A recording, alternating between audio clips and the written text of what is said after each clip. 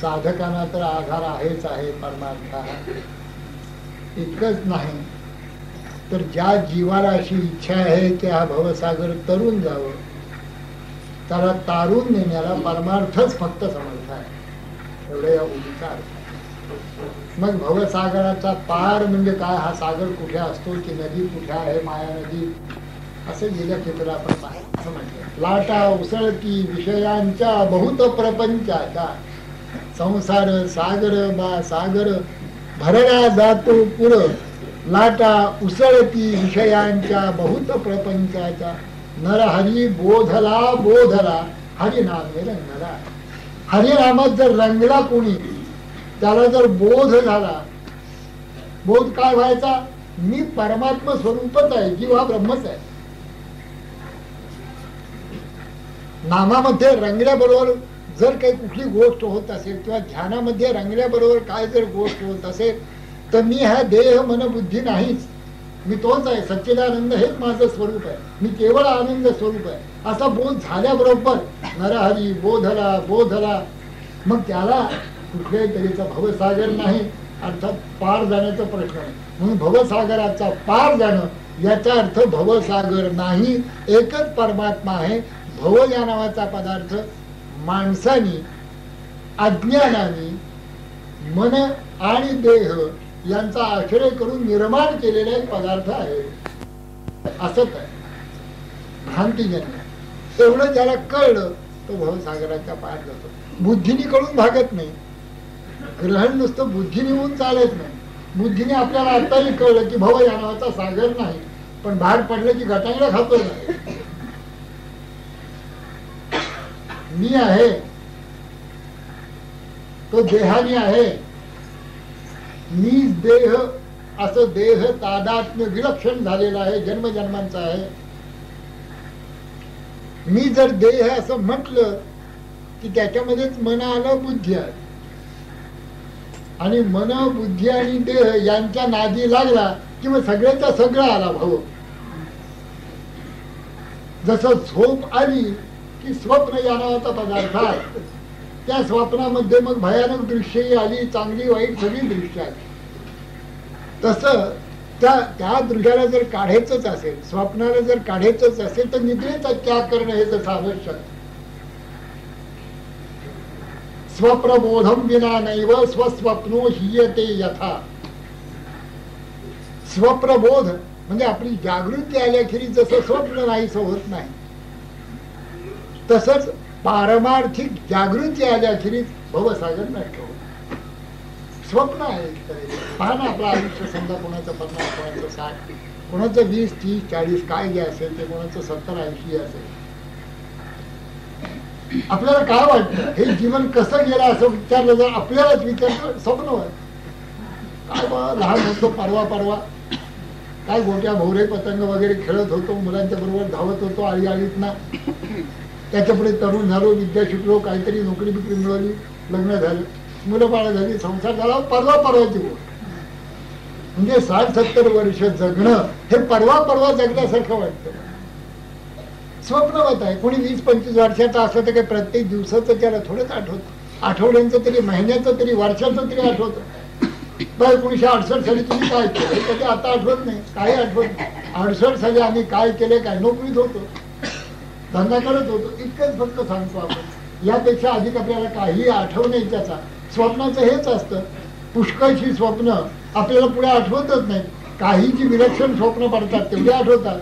तसं विलक्षण काही ज्या गोष्टी घडल्या असतील, विपरीत गोष्टी अथवा चांगल्या गोष्टी काही ज्या घडल्या असतील महत्वाच्या अशा, तेवढ्या आपल्याला आठवत. मग लग्न वेळेस झालं, आम्हाला पहिला मुलगा या वेळेला झाला, इतकंच आठवतं. यापेक्षा आणखीन काय, सारं जीवन स्वप्नवत होत. भवसागर हा आहे, मी आणि माझं असं जोपर्यंत आहे तोपर्यंत हा सागर आहे, तोपर्यंत गटांगळ्या खाण आहे. मी देहाने नाही, मी देहच नव्हे अशा बोधावर आल्याबरोबर हा भवसागर संपतो. बोधावर सद्गुरू आणतात की तू देह नसून तत्त्वम असी, तेच तू आहे. म्हण अहम ब्रह्मास्मी, म्हण सहा अहम, असं ते सांगतात.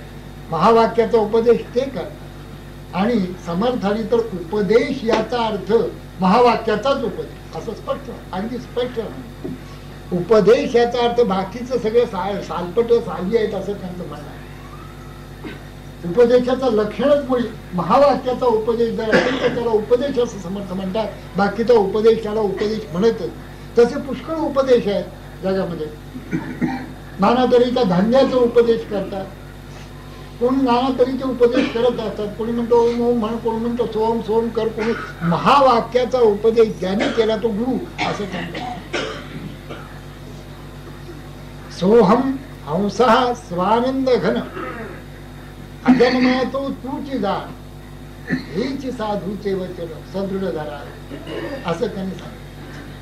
तोच मी आहे. ही माया संपूर्ण नष्ट होऊन जाते. स्वरूपानुसंधान बळे अवघी मायाची नातळे त्याचा पार न कळे ब्रह्माधिका. स्वरूपाच्या अनुसंधानाने ही सगळी मायाच नष्ट होते असं समजतात. भवसागर संपला. ज्याला कोणाला स्वरूपाचं अनुसंधान लागलं भवसागर संपला. कारण आता अनुसंधान स्वरूपाचं आहे, देहाचं नाही. अर्थात देहजन्य जी माया त्याजन्य जो काही भवसागर तो संपला. अशा प्रकाराने ह्या भवसागरातला पार पाडण्याचं काम सद्गुरू परमार्थाच्या अंगाने करत असतात. म्हणून परमार्थ हा भवसागराचा पार दाखवतो असं समर्थांचं म्हणणं. परमार्थी तो राज्य झाला. आणि समर्थांचं म्हणणं म्हणजे साऱ्या संतांचं म्हणणं. म्हणजे असं समर्थांचं म्हणणं एक, मग ज्ञानोबा काहीतरी याच्या विरुद्धच काहीतरी सांगतात अथवा नाथ काहीतरी निराळ म्हणतात असं कधीही संभवत नाही. व्यासांपासून स्वरूपानंदांपर्यंत जेवढे काही श्रुती स्मृती ग्रंथ आणि या संतांचं म्हणणं आहे ते हे साऱ्याच्या सारे एकच सांगणार. मी माझे टाक मोकळा. मी माझी ऐशी आठवण विसरले जयाचे अंतःकरण पार्थातो संन्यासीला निरंतर. आता ग्रहाची काघवे हे काही न लगे त्याच्यावे जे घेते झाले स्वभावे निस्तंगू म्हणो मी. आणि हे कसं करतात ते सांगितलं मी माझा. आणि कसं बुडतात ते समर्थांनी सांगितलं. माझा प्रपंचाचे ओझे घेऊन म्हणे माझे माझे बुडताही न सोडी फुंजे कुळाभिमान. आणखी फुंजे म्हणजे आणखीन अभिमान बुडतो इकडे नाकापर्यंत गेलेलं आहे. आता नाक बुडालं की संपलं. आता काय घुसमटायला वेळ आहे का? पण तरी देखील सोडत नाहीये. ओझ सोडत नाहीये, टाकत नाहीये. इतकी दुःख भोगतो तरी देखील हे टाकत नाहीये. आश्चर्य आहे. एका कावळ्याला एक मासाचा साडक्या मासाचा तुकडा मिळाला. तो घेऊन तो पळाला. रामकृष्ण सांगत असत ती गोष्ट. तो विषय आपण बघा, कोणताही विषय घ्या त्याला जोपर्यंत एक मर्यादा आहे तोपर्यंत त्या विषयाचा आनंद आहे. त्या मर्यादेच्या पलीकडे एक पाऊल टाकलं की विषय संपले. पैसा घ्या, मान घ्या, कीर्ती घ्या, खाणं पिणं घ्या, वस्त्रालंकार घ्या. अशी कल्पना करा एखाद्या स्त्रीवर 500 तोळे सोनं घाल. आपली कल्पना करायला काय हरकत? चालता यायचं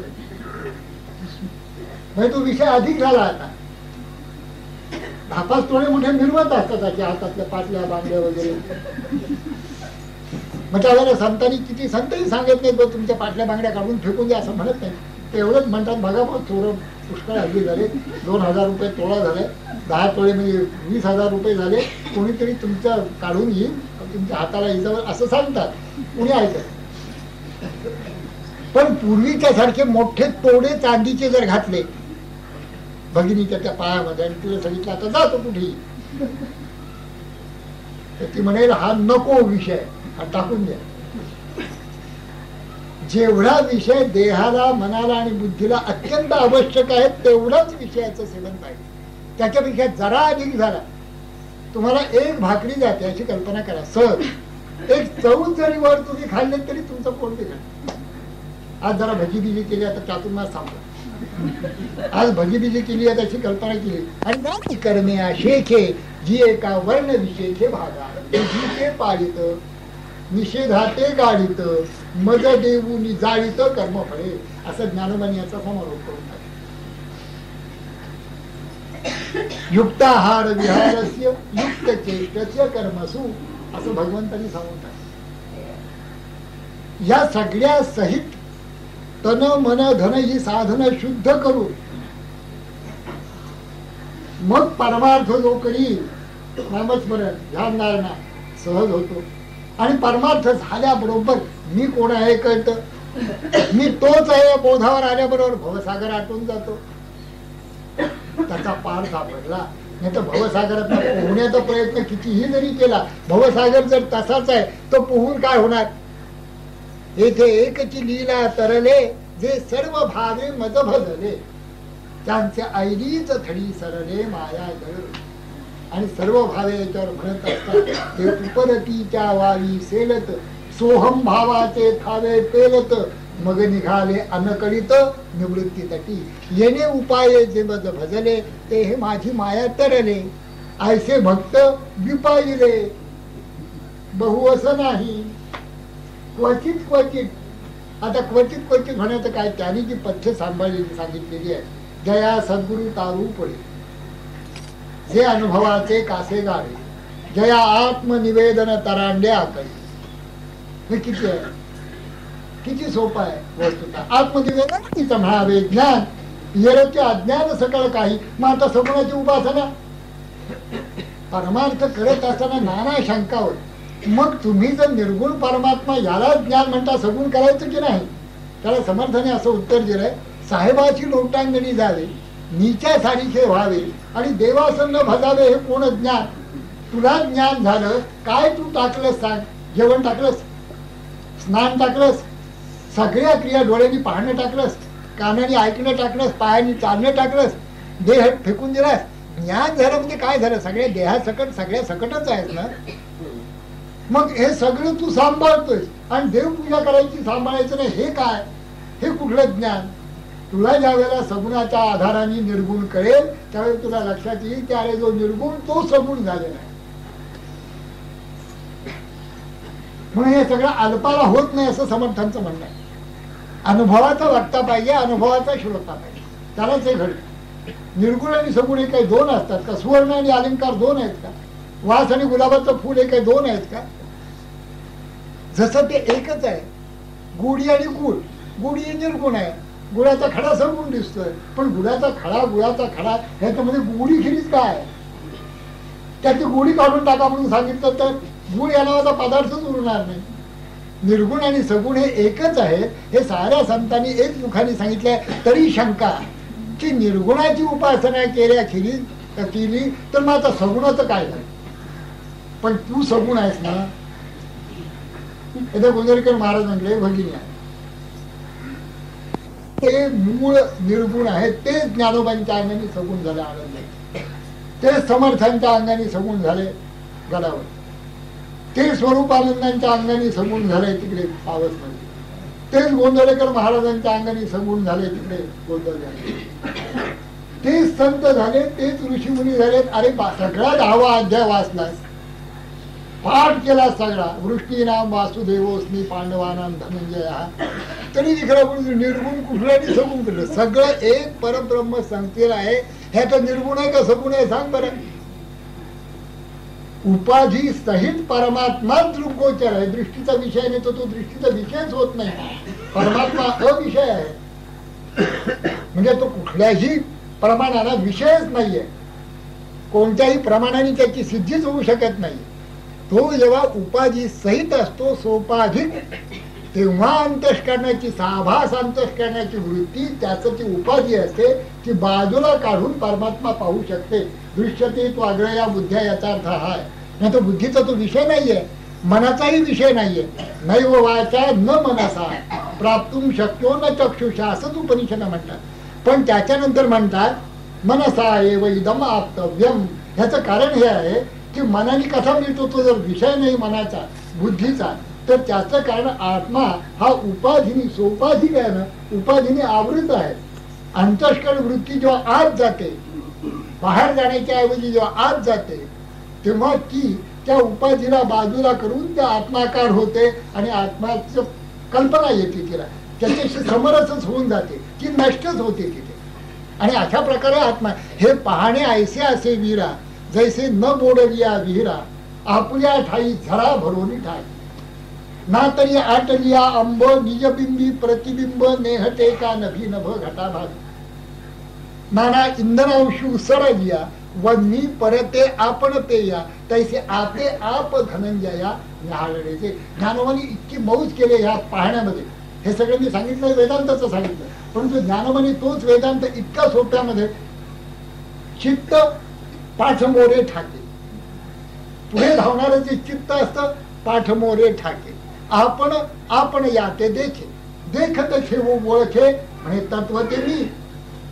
पिये ओळखीची सरीसे चित्त सुखाच्या साम्राज्य बैसे मग आपण ते समरसे विरोधीदा.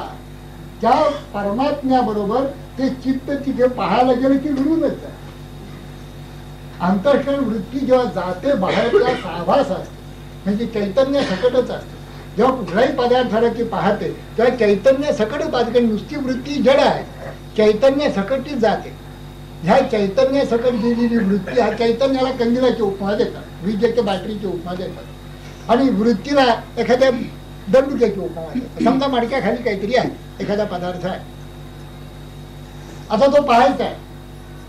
तो वृत्ती जाऊन त्या मडक्याला प्रथम पाहायचं आणि त्याच्या खाली पदार्थ आहे तिला बुद्धीने कळेल. मग आता त्या मडक्याला काठी मारून ते मडकं फोडून नाही उचलण्यासारखं नसतं असं गृहीत आहे. नाही तर मडकं फोडा त्याच्याला. त्या काठीने मडकं फोडून टाकलं म्हणजे आतला पदार्थ पाहण्यासाठी, कारण अंधार आहे ना, आतला पदार्थ पाहण्यासाठी टॉर्चला. पण आतला पदार्थ जर दिवस असेल तर मग त्याला टॉर्चची जरूर नाही. म्हणजे साभास अंतःकरण वृत्ती गेली, त्याचा जो आभास जो चैतन्य, त्या चैतन्याची जरूरच नाही. कारण दिवा आहे तो स्वयंप्रकाश आहे, तसा आत्मा स्वयंप्रकाश असल्यामुळे आभासाची काहीच आवश्यकता नाही. आणि अंतःकरण वृत्ती जी आत जाते ती तद्रूपच होऊन जाते, तदाकारच होऊन जाते. आणि अशा तऱ्हेने आत्मा एकमेव स्वसंवेद्य स्वयंप्रकाश असा राहतो. ही त्याची स्थिती. असं त्याला पाहतात. भवसागर राहतच नाही. भवसागर राहतो याचं कारण आपण भवसागराला मदतच करतो. नदी आहे असं सारेच ओरडत असल्यामुळे, वाहणारे बुडालो बुडालो असं सारखंच म्हणत असल्यामुळे सगळ्याच माणसाला असं वाटतं की आम्ही बुडालो. फक्त संत असे असतात त्यांना वाहच नाही. उगमा पहिलीकडे गेले, तेथून परतून पाहिले तर पाणीच आटले, काही नाही. वृत्ती शून्य, पुढली ओवी बघा, वृत्ती शून्य योगेश्वर याचा पाहावा विचार. दास म्हणे वारंवार हे किती सांगायचं तुम्हाला पुन्हा पुन्हा. वृत्ती शून्य, तुम्ही उन्मन अवस्थेत चला, वृत्ती शून्य व्हाव, योगेश्वर व्हा, आपोआपच भवसागर संपला. सारखं हे संत आपल्या डोक्यामध्ये जसं एखादा डॉक्टर पुन्हा पुन्हा इंजेक्शन देऊन भरत असतो शक्ती, तसं वाहणारे ह्या मंडळींना असं बकोट धरून ठेवतात आणि म्हणतात अरे चाललास कुठे, उलट जायचंय, इकडे कुठे चाललास, इकडे आहे काय, आपट आपटून मरशील, चिरड चिरडून जाशील.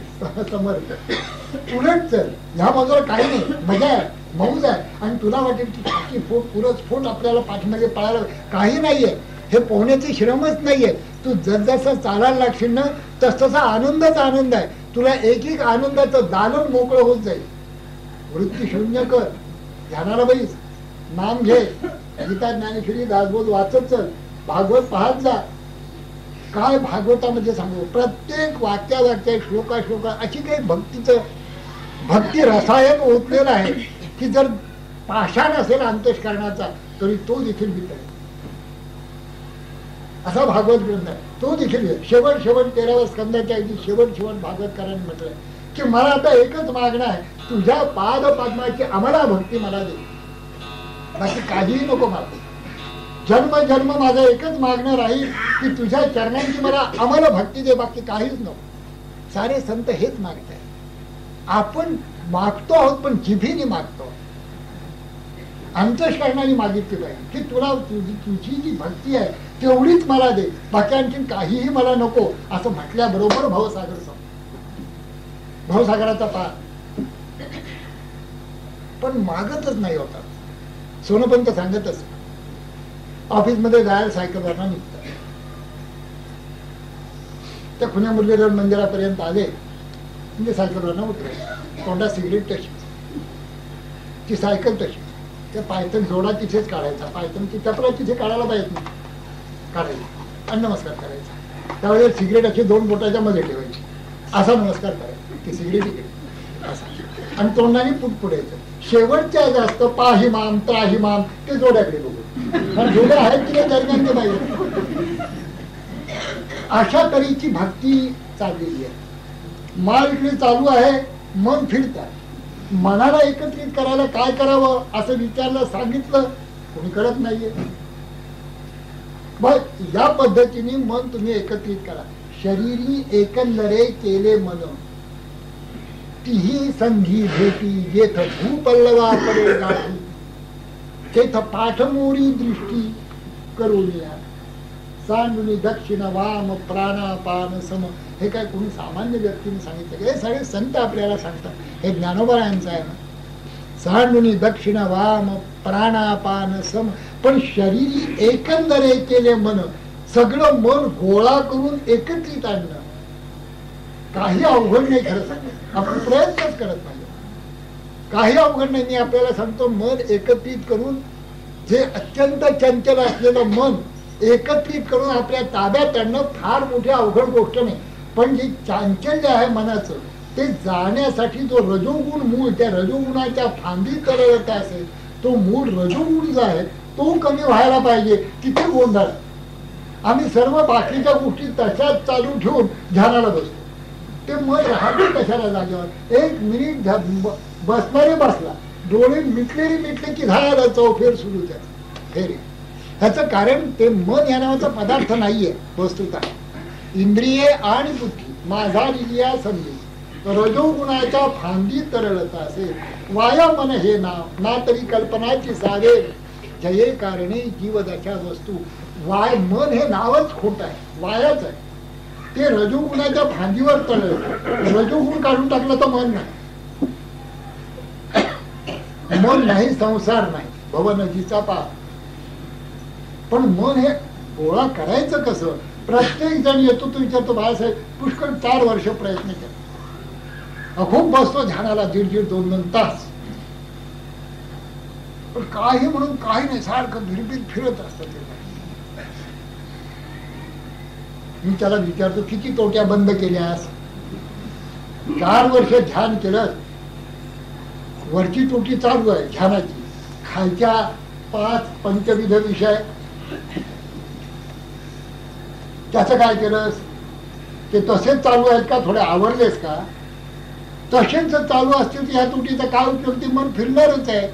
कारण रजोगुण हाच त्या मनाला प्रधान आहे, टेका देणारा तोच आहे.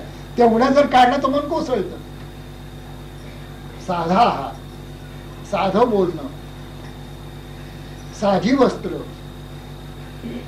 साधा स्वभाव, प्रेम, शांती, दया, क्षमा, निदान माणुसकी, हे सगळं सत्वगुणाचं. प्रपंच करावा नेमक, पहावा परमार्थ विवेक, जेणेकरिता उभय लोक संतुष्ट होती. नेमका प्रपंच नाही वाढवायचा आपल्याला, यापेक्षा वाढवायचं नाही, त्याला मर्यादा घालून टाकायची. यापेक्षा प्रपंच वाढवायचा नाही. बस झाला प्रपंच, इतका पुढे. 60 वर्षाचा झाला की प्रपंच संपला, आपण मेलो असं समजायचं. आपण प्रपंचात नाही, कशातच नाही. मुलगा असा वागतो, सून तशी वागते, काही संबंध नाही. माझीची सून नाही, मी मेलो आहे. देहाने मी नाहीच आहे. मेल्यात म्हणजे देहानीच नाहीये, देह केव्हाच मेला.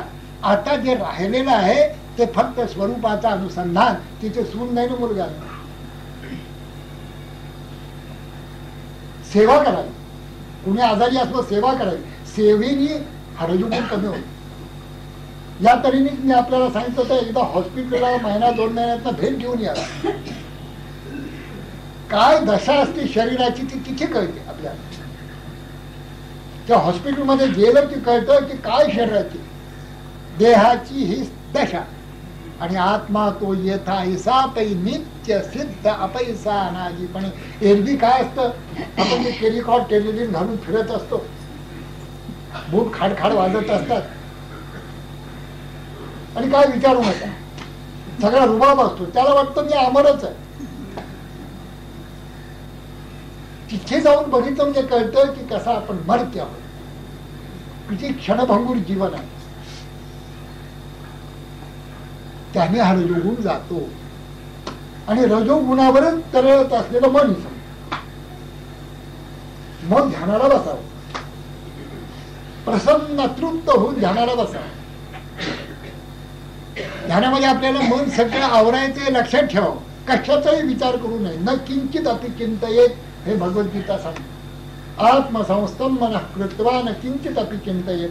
श्वासाबरोबर मन सारखं फिरून 5-10 मिनिटं ते दोन्ही चिदाकाशामध्ये लीन करण्याची सवय कधी केली असताना हळूहळू 5-10 वर्षामध्ये मन पूर्ण ताब्यात तुमच्या येतं आणि मग खरं ध्यानाची गोडी आनंद तुम्हाला प्राप्त होतो. मग कसरत राहत नाही, मग कवाईत होत नाही, मग ध्यान पूर्ण होतं. एकदा ध्यान जमलं मग सगळा आनंदी आनंद, कारण भवसागरच नाही त्याचा पार आपण पाहतो. असो, हे जितकं बोलावं तितकं थोडं. परमार्थ तापसासी धार, परमार्थ साधकासी आधार. परमार्थ म्हणजे नेमका आहे परमार्थ दाखवी पार भवसागराचा.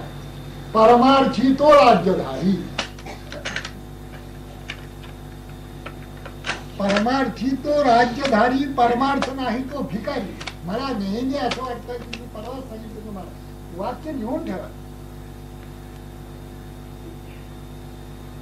परमार्थी हा राज्यधारी म्हणजे तो सम्राट असतो. परमार्थी मनुष्य हा सम्राट. स्वामीजी म्हणतात स्वरूपानंद, रावते रंक आम्हा पुढे. जे राजे महाराजे ते रंक असतात आमच्या पुढे, कारण आम्ही निष्काम आहोत. आम्हाला त्यांच्यापासून काहीच नको आहे. आम्हाला असं काही मिळालेलं आहे की जे प्राप्त झाल्यामुळे आणखीन काही मिळवून सुख मिळेल, ही जी कल्पना सामान्य माणसांची त्यांनी तेव्हाच गेलेली टाकलेली. यम लब्ध्वा चा परम लाभम मन्यते नाधिकम ततः यस्मिन् स्थितो न दुःखेन गुरुणापि विचार्यते. ते एक मिळवल्याबरोबर, एक परमात्मा आपलासा झाल्याबरोबर, भाव धरा रे आपुलासा देव करा रे, सगळं एकदा तो आपला झाला म्हणजे मग सारं संपून जात. तो सम्राट होऊन बस, तो राजाधिराज. ज्ञानोबानी त्याला सम्राटच म्हटलं. जो कोणी ध्यान करत असेल, ध्यान ज्याला जमलं तो सम्राट झाला. जो कोणी नाम घेत असेल, नामामध्ये अत्यंत आनंद व्हायला लागला, तो सम्राट झाला. नामात आनंद त्याच वेळेला होतो की ज्या वेळेला इथून येण्याचं बंद होईल, इथून येईल नाम आतून. त्याला आपोआप बाहेरून नाम कुठून तरी येऊन जिभे पुरता आहे तोपर्यंत त्याला खरा आनंद होत नाही. आतून नामस्मरण देखील शांत बसून करावं. आपल्या श्वासाबरोबर केल्याचं फार चांगलं. त्याची प्रक्रिया ध्यानासारखीच आहे. नाम हे सच्चिदानंद असल्यामुळे सच्चिदानंद स्वरूपाशी ताबडतोब एकरूप होऊन जातं. जसं दूध हे अत्यंत चांगला आहार, कारण चटकन एकरूप होऊन जातं देहाशी, तसंच ते आहे नाम. हे चटकन एकरूप होतं त्या सच्चिदानंदाची. आणि जीव मुळातच सच्चिदानंद आहे. जीव सच्चिदानंद आहे, नाम हे परब्रह्म आहे, आणि ज्याचं नाम घेतो तोही ब्रह्मरूपच आहे, ब्रह्मच आहे. त्यामुळे तिने एकरूप होऊन जातात. पण त्या बोधाने घेतलं पाहिजे ना. फार थोडे लोक असतात. मी अजिबात नाही असं कसं म्हणू, थोडे लोक असतात. थोडे लोक असतात, खरोखरीच थोडे लोक असतात. त्या बोधाने नाम घेणारे थोडे लोक आहेत. जर कुणी घेईल तर 12 वर्षात त्याचा परिणाम भवसागर संपला, तो राज्यधारीला. तपश्चर्या मोजायची 12 न 12 36 वर्ष, त्याच्या पुढे 12 36 वर्ष. मेहर बाबा 36 वर्ष सांगत असत आणि म्हणत असत, I am God, I am the ancient one. I am not his body form. I am the ancient one. मी तो सनातन पुरुष आहे.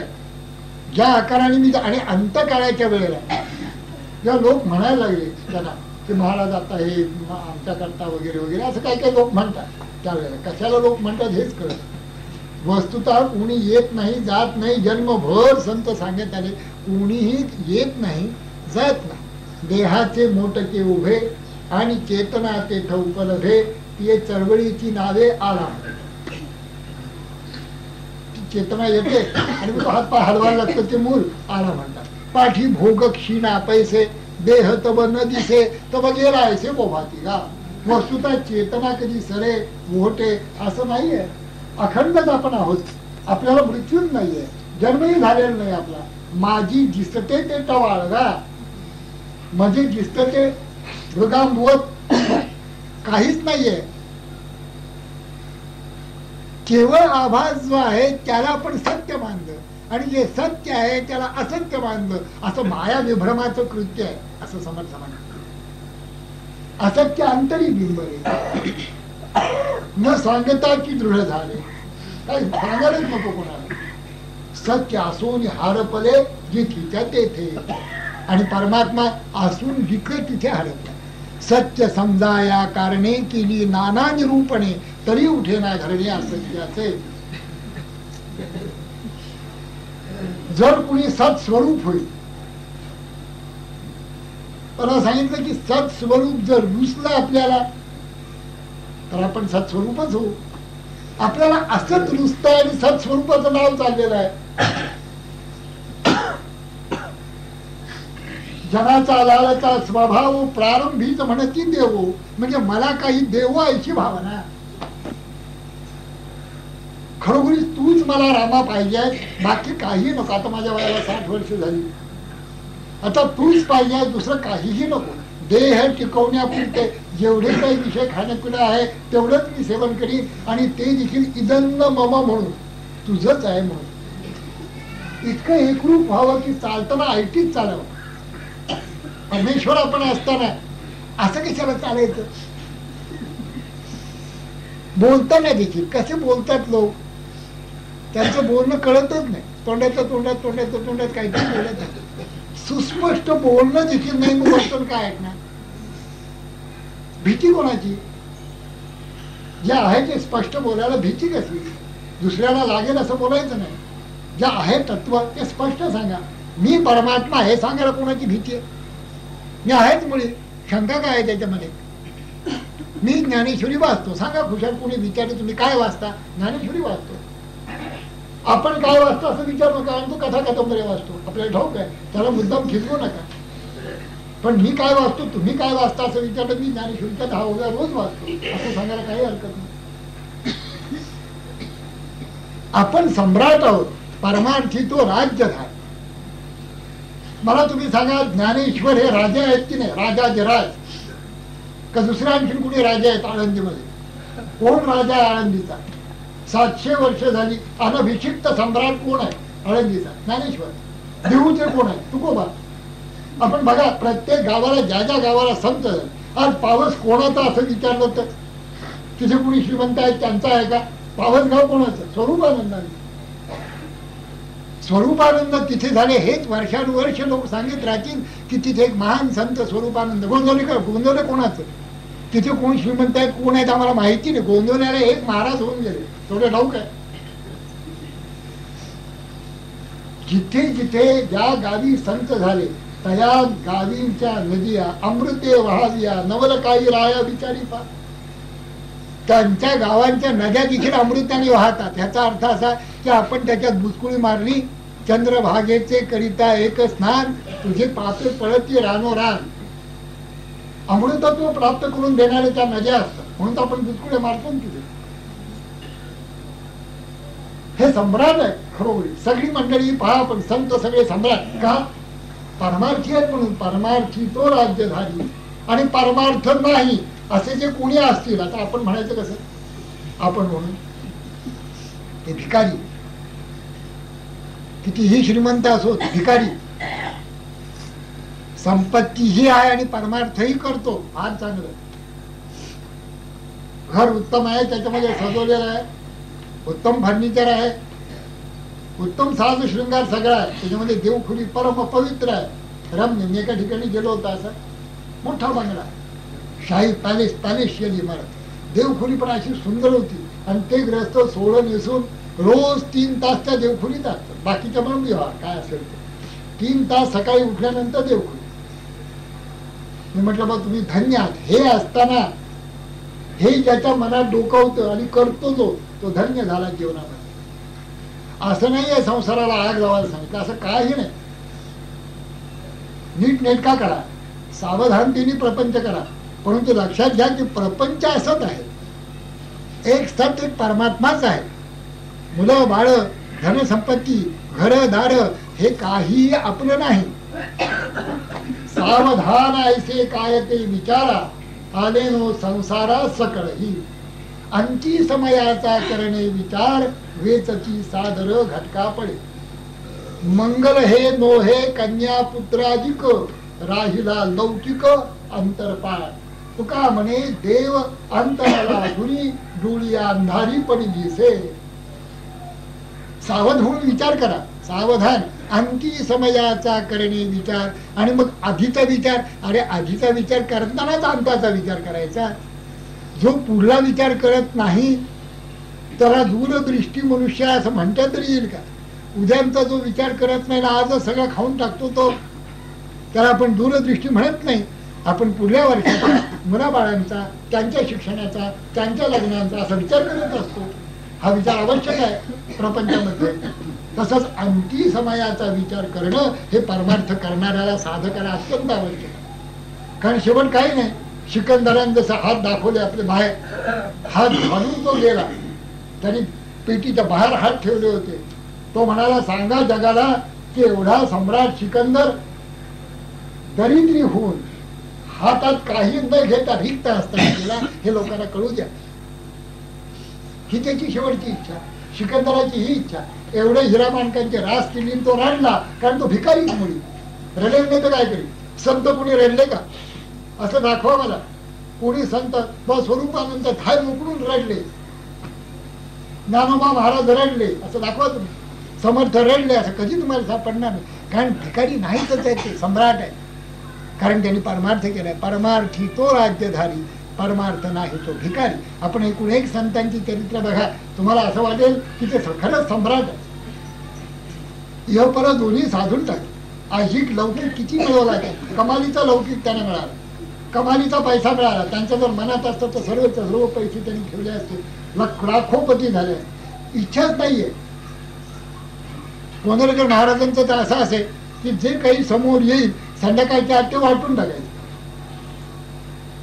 देऊन टाकायचं. कोणी येईल त्याला देऊन टाकायचं. पुन्हा आपल्याजवळ काय ते तर नेहमी असं म्हणत असत की ज्याला पैशाचा आश्रय वाटतो त्याला रामाचा आश्रय वाटणार नाही. म्हणजे डेंजर सिग्नल. ज्याला पैशाचा आपल्याला आश्रय असं वाटतो, कशाचा आपण विवेक करा, कशाचा पैशाचा आश्रय? पोटात दुखायला लागला, काय पैसा उपयोगी पडतो सांगा? डॉक्टर म्हणतात, मी एका त्या बाईकडे गेलो होतो त्या प्रवचनाला, मी सांगितलं आपल्याला त्यांचं पोट दुख. जगातले सगळे डॉक्टर झाले, ते पोट काही थांबत नाही. आता पोट ही अशी चीज आहे की ते दुखायला लागली म्हणजे काही सांगता येत नाही, काय कशाने थांबेल आणि काय करा झाले. सगळं झालं, जेवढे उपाय आहेत तेवढे सगळे झाले. ते पोट तसंच आज 20-25 वर्ष दुखत आहे, काही त्याला उपाय चालत नाही. ती मला सांगितले की मी लोकांना बदाम, त्याच्याकरता पैसे ठेवण्याचं काय कारण आहे? आता तो पाहिजे असेल तर कमवील, आणि नाही कमवलं, बेताने राहिला तरी चालेल, रामराम म्हणाला नाही झालं. इतका विश्वास आपला नाहीये. जसा महाराजांचा होता तसा आपला विश्वास नाहीये. त्यांचा पूर्ण विश्वास असतो, आणि म्हणून ते झाले या इहलोकीमध्ये सम्राट, राजाधिराज आणि बाकीची मंडळी. आपण अगदी भिकारी आहोत असं म्हणत नाही, जेमतेम आपली मीठ भाकरी खातो. परमार्थी तो राज्यधारी, परमार्थ नाही तो भिकारी. आपण अगदी भिकारी आहोत असं मला वाटत नाही. थोडंफार ज्ञानेश्वरी चाललेली आहे, थोडंफार दासबोध वाचतोय, थोडंफार ध्यानधारणा चाललेली आहे, थोडंफार नामस्मरण चाललेलं आहे, पण जसं पाहिजे तसं होत नाही. अगदी भिकारी नाही पण सम्राटही नाही, अशी मध्य अवस्था आपली आहे. हा सिद्धांत आहे. परमार्थी तो राज्यधारी, परमार्थ नाही तो भिकारी. अरे या परमार्थाची सरी कोणास द्यावी. आता पुढे कोणाला परमार्थ जोडतो ते सांगणं हा समाज समर्थाने पूर्ण केलेला आहे. दासबोध प्रवचन 22/12/80 दशक 1 समास.